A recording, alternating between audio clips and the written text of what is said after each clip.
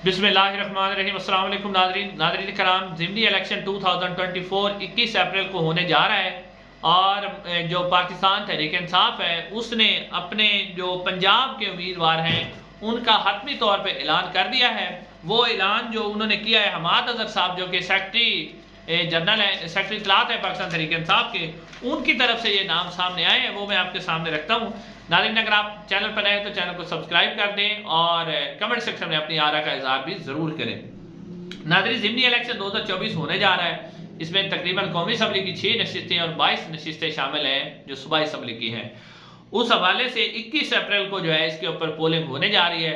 तो पाकिस्तान तहरीक इंसाफ की तरफ से ज़्यादातर जो उम्मीदवार हैं उनका ऐलान कर दिया गया है।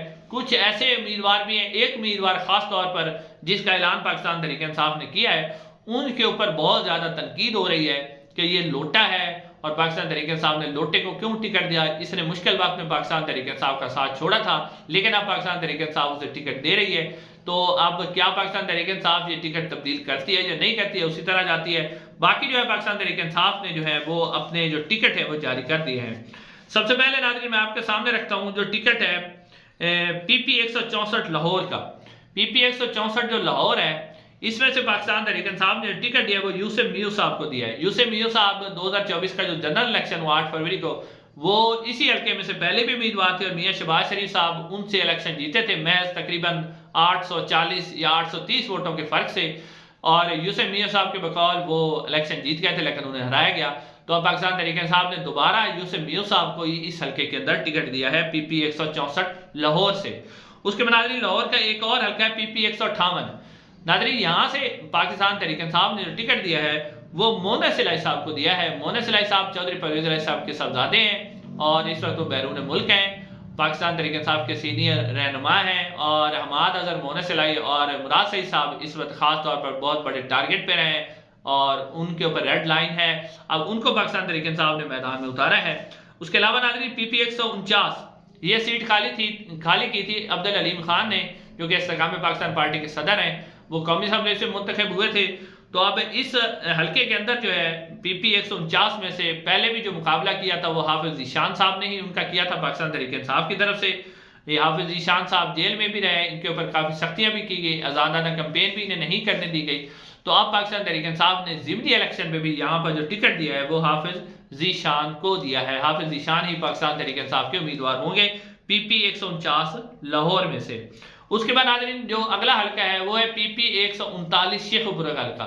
नाज़रीन ये जो शेखुपुरा का हल्का है इसको खाली किया था पाकिस्तान मुस्लिम नून के सीनियर रहनुमा राणा तनवीर हुसैन है। राणा तनवीर जो है वो कौमी असम्बली की नशिस्त से भी कामयाब हुए थे और सूबाई असम्बली की नशिस्त से भी कामयाब हुए थे। तो फिर राणा तनवीर ने जो कौमी असम्बली की नशिस्त है वो अपने पास रख ली है और सूबाई असम्बली की नशिस्त उन्होंने खाली कर दी थी। तो अब इस पर पाकिस्तान तहरीक इंसाफ ने जो मैदान में उतारा है वो इजाज हुसैन भट्टी साहब को यहाँ पर पाकिस्तान तहरीक इंसाफ ने टिकट दिया है। अब इजाज हुसैन भट्टी जो है वो पाकिस्तान तहरीक इंसाफ के हिमायत याफ्ता उम्मीदवार होंगे इस हल्के के अंदर। उसके बाद जो इससे अगला हल्का है वो है PP 54 PP 54 नारोवाल। नाज़रीन ये हल्का भी बहुत अहमियत का हामिल है। इस हल्के के अंदर पाकिस्तान मुस्लिम नून के जो सीनियर रहनुमा हैं एहसन इकबाल साहब, वो यहाँ से मेंबर कौमी असम्बली और सूबाई असम्बली भी मुंतखब हुए थे।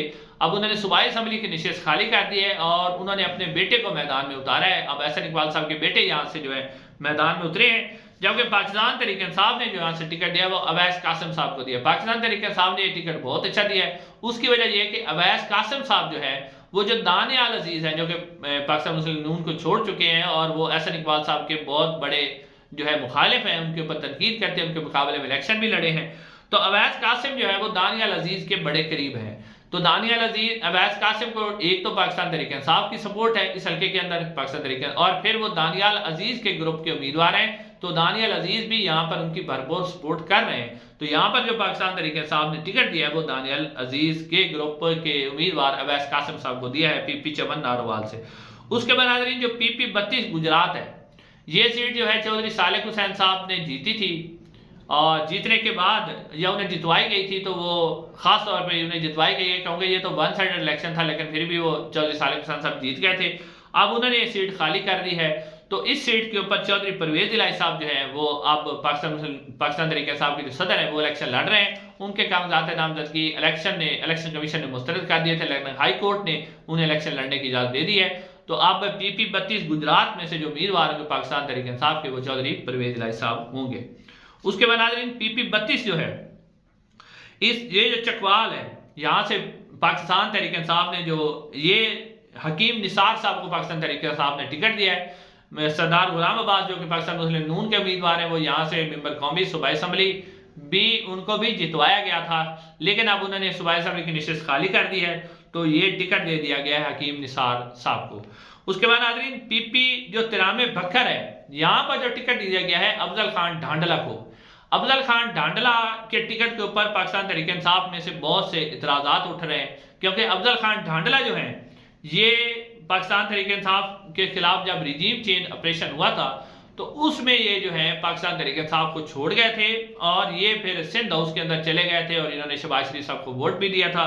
यानी इस वक्त पाकिस्तान तहरीक इंसाफ इनके ऊपर बहुत ज़्यादा तनकीद कर रही है, और पाकिस्तान तहरीक इंसाफ के जो सोशल वर्कर हैं और भी बहुत से ऐसे उम्मीदवार हैं और लोग हैं जो कह रहे हैं कि इनको टिकट गलत दिया गया, इनका टिकट फौरन वापस लिया जाए। लेकिन अभी तक के जो उम्मीदवार हैं PP 93 बखर से, वो अफजल खान ढांडला है पाकिस्तान तहरीक इंसाफ के।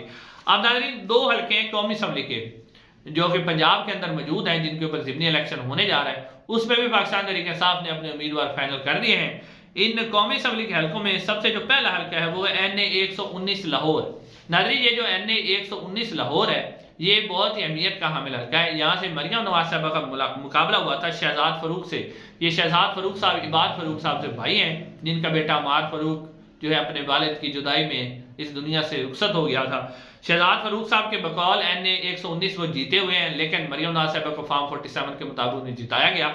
लेकिन अब दोबारा जो है यहाँ पर जो पाकिस्तान तहरीक इंसाफ ने मैदान में उतारा है, वो शहजाद फरूक साहब को उतारा है। अब शहजाद फरूक साहब ही यहाँ पाकिस्तान तहरीक इंसाफ के उम्मीदवार हैं, और अली परवेज मलिक जो है वो पाकिस्तान मुस्लिम नून के उम्मीदवार होंगे इस हल्के के अंदर।